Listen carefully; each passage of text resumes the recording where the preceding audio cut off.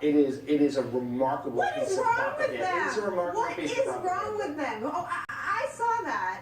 And then I said, what's that thing in the corner? That looks like whitehouse.gov. It is whitehouse.gov. And so I blew, Elise, what is wrong with that? Could you imagine as communications director at the White House if you had overseen putting together a video like this? No. I think we had Barney Camp.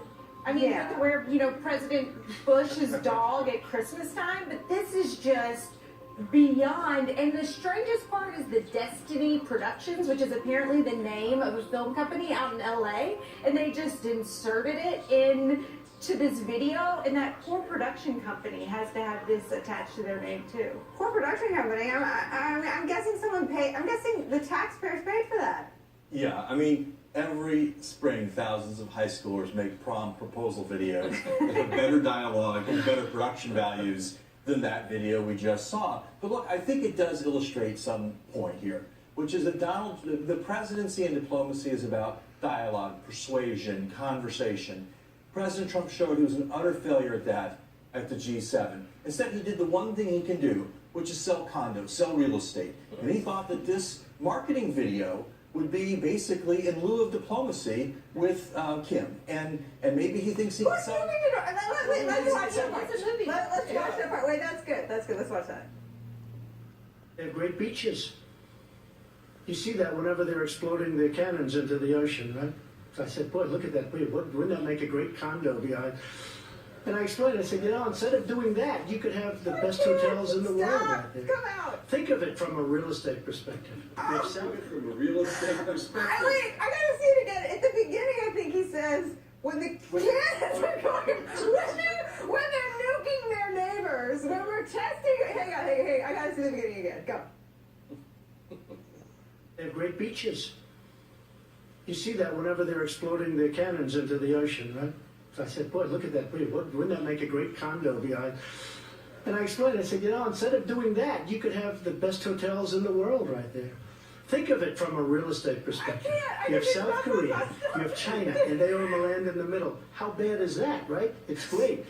So when they're testing their ICBMs, I'm thinking, what a spot! Like it could be like Boca. It could be just like Boca. What is that? What is wrong with it? I want to bring back the Mocha test.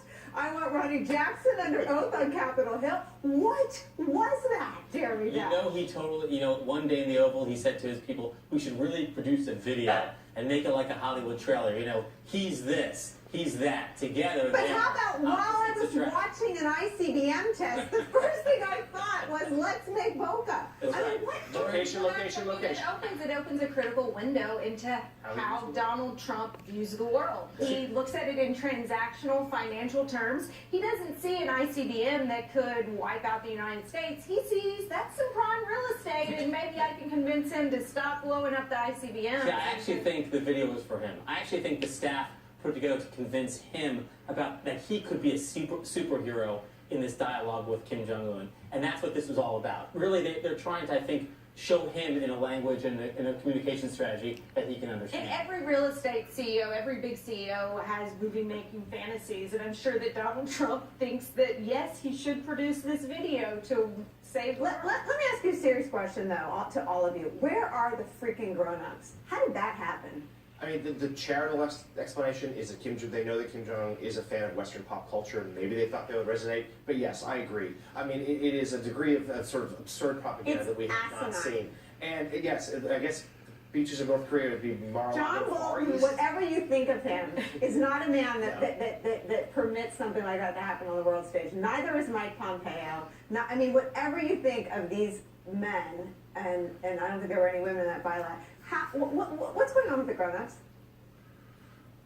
I can't explain this. This is not only a waste of taxpayer money, but I think it sends entirely the wrong signal about what actually the future is. The future is going to be about very hard work, very diligent efforts to hold North Korea's feet to the fire. It's deadly serious. It's deadly sober, and that we better buckle our chin straps and settle in for a very bumpy ride with the North Korean. I think you're wrong. I think the future is that someone in the Trump organization is going to go. I mean, Michael Cohen's busy, but maybe there's somebody else they're going to go Trump Tower, John Gay. That's what we're headed to. And so back, hotel right on the beach. I totally agree, and that's why when people think it's ridiculous that he's entangled with Vladimir Putin because of Trump Tower Moscow. Just look at that video.